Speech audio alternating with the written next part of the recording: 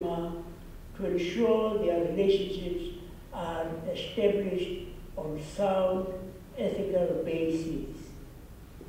And we have a responsibility to persuade our international and regional aid and grant-making institutions, including the European Union, to adopt a common position, making funding the development of Myanmar conditional on the restoration of citizenship, nationality, and basic human rights to the Rohingya. Over to you. Thank you, and God bless you all.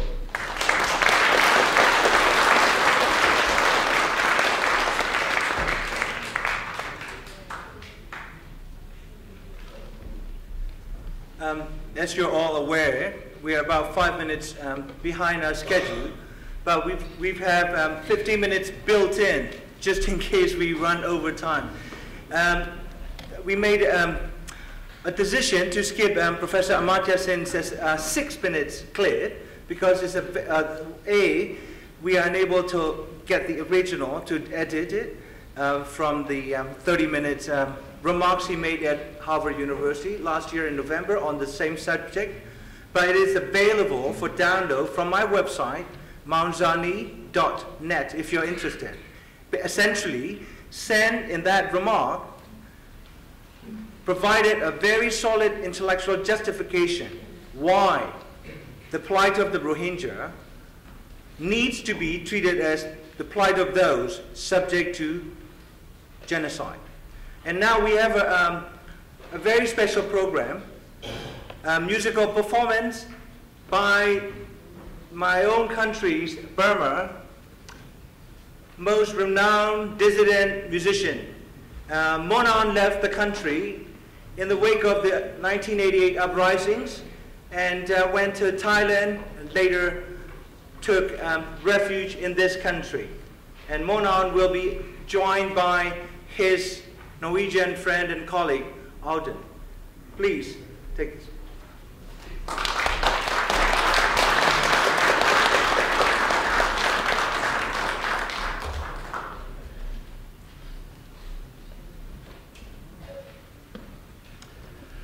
Thank you everyone to allowing me to sing a song in this occasion. And I would like to sing a song about, in Burmese, it's called Nyingze or Nying. It's a song for those who have no peace or who lost peace or people who are in darkness. So maybe I can interpret the title as Peace Be Upon You. And this is a sad song, but I chose to participate today's event here because the situation nowadays, and as you may all know on television and every day, Myanmar every day, and it's kind of hurting me, and also especially when I saw the pictures of women and children on the boats, with their eyes, they talk to me. My heart couldn't stand anymore. So that's why I chose to come here today and sing a song and a wish for the long suffered people from my own country. So this song is called Nyingze Do Nying. Nyingze Do Nying.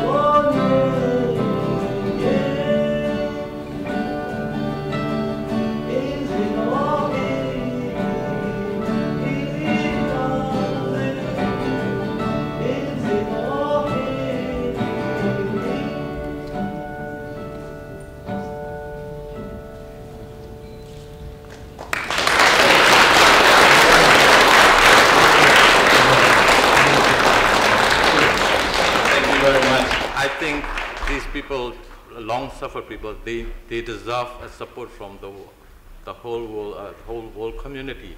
Whoever can support these long-suffered people. Thank you.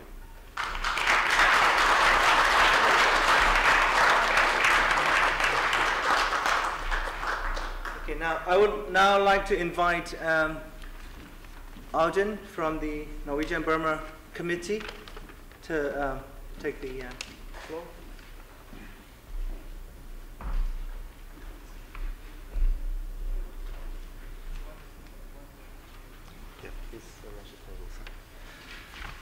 Good morning, everyone.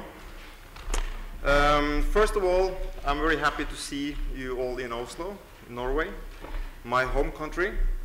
You can put it down there, please. With the three of them, yes. Many of you come from Burma, Myanmar, Bangladesh, Malaysia, and other Asian countries. Some of you come from the US, and others from South America and Europe, from all different kind of religions and all different kind of continents. Even though Norway cannot offer you a really warm climate, we obviously assure you that you are most warmly welcome. Secondly, I'm sorry that this conference is taking place. It shouldn't be necessary. After 4 years of reforms in Burma, we had all hoped that the political root cause to the conflict would be addressed in a more proper way. And that 4 years of silent diplomacy would bring some significant results and improvements, both for the Rohingya Muslims, the Kaman Muslims, and also the Rakhine Buddhists in Rakhine State. All these groups are victims after 60 years of harsh dictatorships. Despite several positive steps in Burma and in Myanmar too, the situation in Rakhine State has not improved. That is the very reason for many of you to come here today from all different places. Since 2012, tens of thousands have fled from Burma, partly because the government wants them to. The recent exodus of boat refugees is a clear indicator of how difficult the situation for the Rohingya Muslims are. And this is the reason why the UN Special Rapporteur on the situation on human rights last year, Thomas Ojea Quintana, who is here today, described it as a pattern of widespread and systematic human rights violation in Rakhine State may constitute crimes against humanity. Norway has been a strong supporter of the democratic movement under the former dictatorship and one of the first to endorse the current government's reform process, lifting sanctions and foreign debt. Norwegian companies like Telenor and Statoil have now access to a very attractive market. Recently, Myanmar was defined as one of the 12 focus countries for development cooperation between Norway and these countries, where government-to-government support and business are some of the main issues. The question is, what does it mean that Burma is a focus country for Norway? And what does it mean for the policies in the Rakhine State? I'm proud to introduce two main players in Norwegian politics to introduce and debate these issues now in this session. State Secretary at the Ministry of Foreign Affairs, Morten Høglund, from the Progressive Party, will present some of the main policies in Norway's relation to Burma. He has visited Burma, Myanmar many times and met key players in Burmese politics. Ola Elvestuen from the Liberal Party is a member of the Parliament and also a contact person on Burmese issues in the Parliament. He visited Burma 1 year ago, and his party has also chaired the work on this government's white papers on human rights, where Rohingya issues is specifically mentioned. We will start off with some minutes introductions from each one, followed by a panel discussion before we open the floor for questions. I then have the honor of welcoming Mr. Morten Høglund. The floor is yours.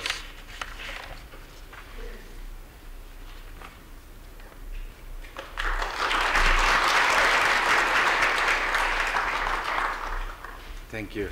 Ladies and gentlemen, I'm pleased to have this opportunity to share the Norwegian government's policy on Myanmar with you and discuss recent developments in Myanmar, including the situation in Rakhine.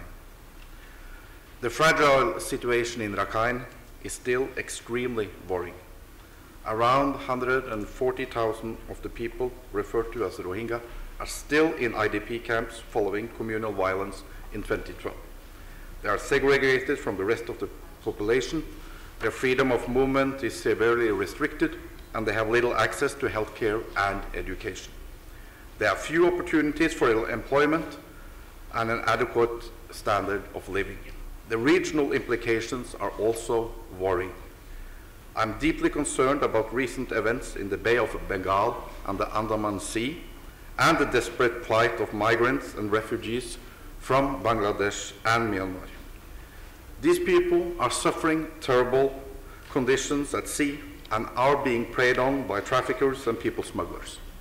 I am pleased to pledge that Norway will disperse 10 million kroner to prevent further victims of trafficking from the Rakhine State, to provide assistance to basic health care for both Muslims and Buddhists in the Rakhine State, and to assist families that have expressed strong wish to return to their place of origin in the Rakhine State.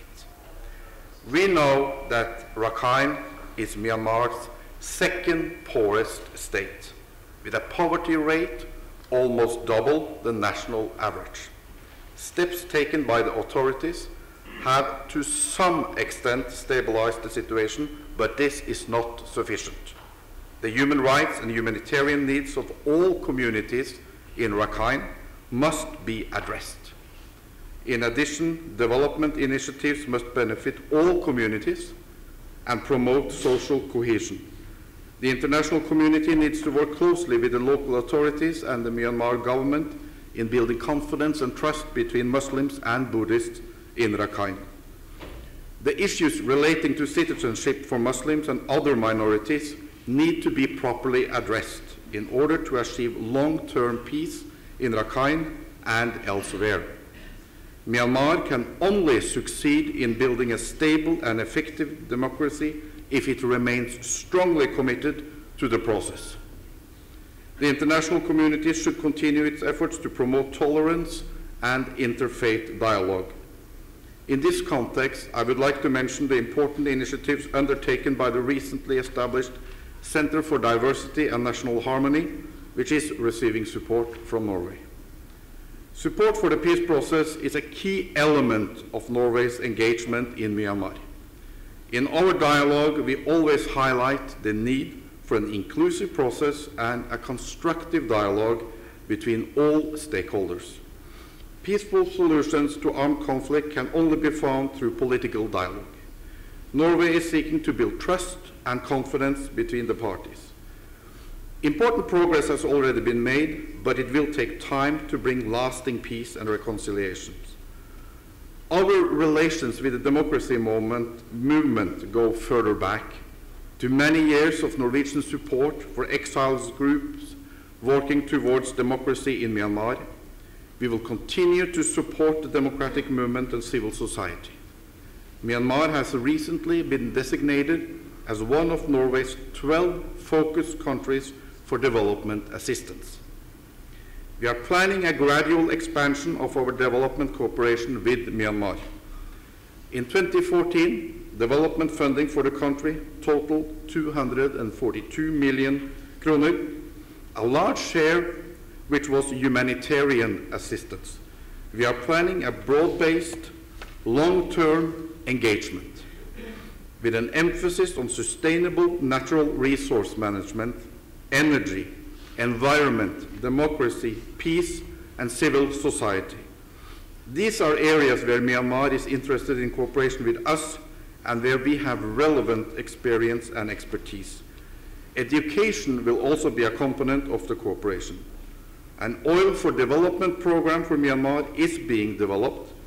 Myanmar is also a candidate country for Extractive Industries Transparency Initiative, IT.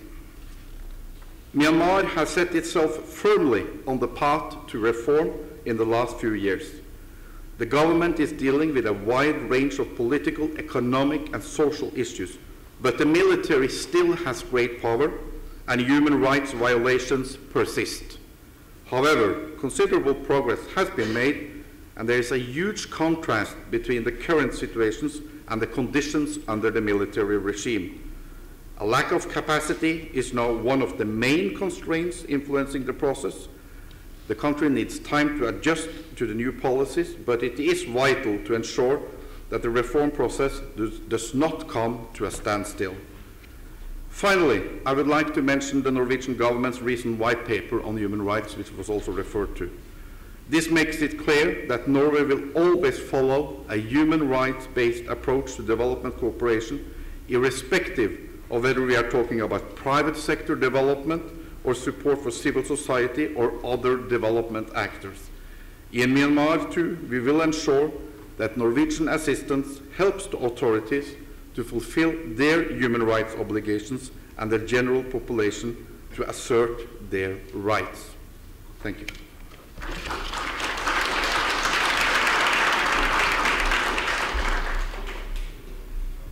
Thank you, Morten. And then I would like to welcome Ola Elvestuen to the floor.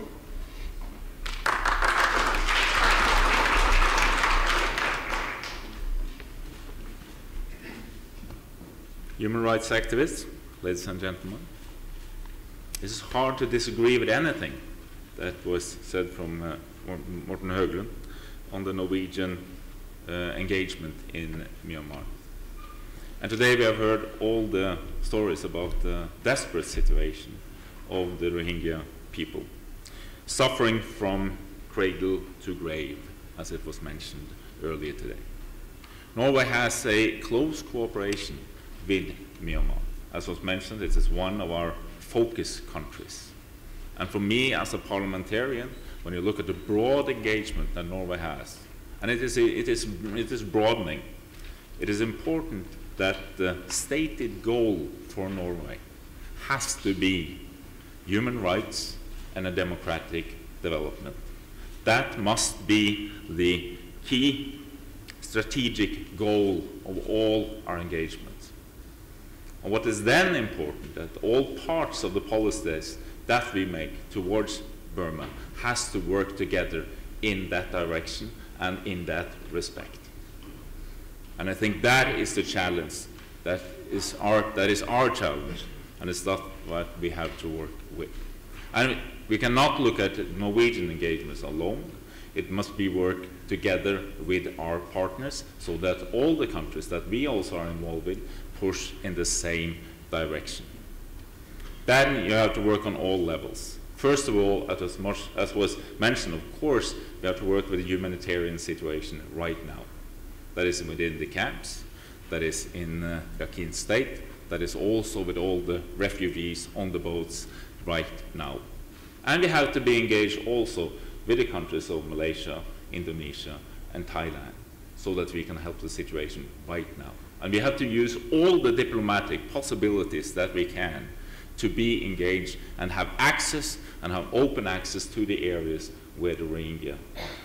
This must be the first focus. And there can be no doubt that when that Rohingya has to be included with the civil rights, the political rights that all Myanmar citizens must get in the future.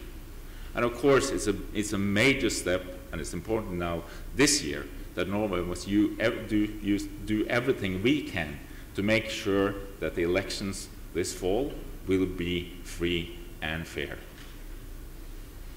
That is what we must do this year. And we must help to institutionalize the democratic development within Myanmar. It's a long, slow process, but it's something that we have to work systematically on. And of course, and this must be, when you look at our economic interests, because it was mentioned that we have major companies in Myanmar.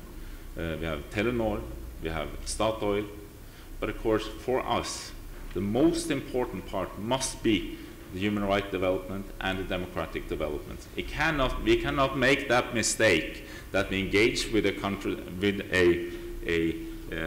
country and we end up promoting a very different government from the old military regime, but still a quite repressive regime.